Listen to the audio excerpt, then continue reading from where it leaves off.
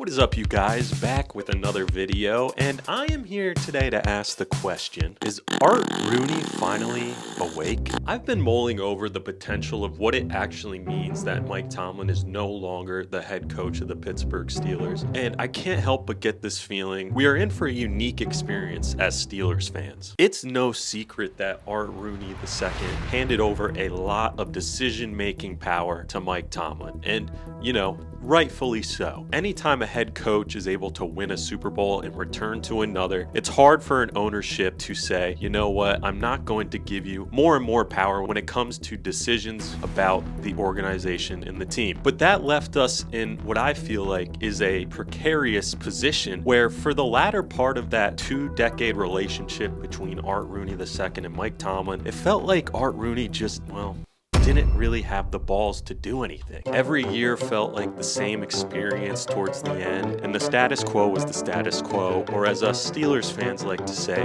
the standard was the standard. Now, I'm not going to dive into the fact that the standard was quickly deteriorating, and at the end of Mike Tomlin's tenure, it felt more like a pile of garbage than anything I would want to hold myself to. But if we're following the decisions that are already happening, and just the moves that are being made, it's really hard to ignore the fact that it feels like Art Rooney II is finally awake. For instance, I would like to share with you the names of the head coaches that the Steelers have already requested for interviews. Nate Scheelhaase, the Rams pass game coordinator. Chris Shula, the Rams defensive coordinator. Anthony Weaver, Miami Dolphins defensive coordinator. Clay Kubiak, the San Francisco 49ers offensive coordinator. And Brian Flores, the Minnesota Vikings defensive coordinator. There are a few other guys in there as well, but the point I'm trying to make is while some of those names are probably to be expected from the Steelers as an organization and guys that they would obviously have some interest in, there's some names on there that shock me, and they play roles on teams that I wouldn't normally expect the Steelers to have an interest in. It feels like there is a slight shift in priority and vision for the future of the Pittsburgh Steelers, and obviously at this point it is being spearheaded by Art Rooney II because they don't have a head coach in place right now. The other thing that I want to point out and really makes me believe that the Steelers are actually awake and are trying to change their philosophy to catch up to the league that has, if we're being honest, kind of left them behind. And it's this report from Jerry Dulac 16 hours ago stating that the Steelers have told all of Mike Tomlin's assistant coaches they are free to pursue other opportunities and won't be retained unless the new head coach wants to rehire them. All coaches are under contract through the end of February. So not only is it a changing of the guard at the most important position on the coaching staff at head coach, but it is also a commitment to really be open to overhauling this entire staff when it comes to coaching, which I think the Steelers have needed for a long time. I mean, you think about it, and how many times did we scream from the rooftops that we were tired of the Steelers promoting from within or hiring guys that we never heard of or just moving forward with the status quo, hoping that something would be different the very next year when we all knew deep down nothing was going to really change. And it just feels like Rooney is committed to uprooting this entire thing and giving the Pittsburgh Steelers a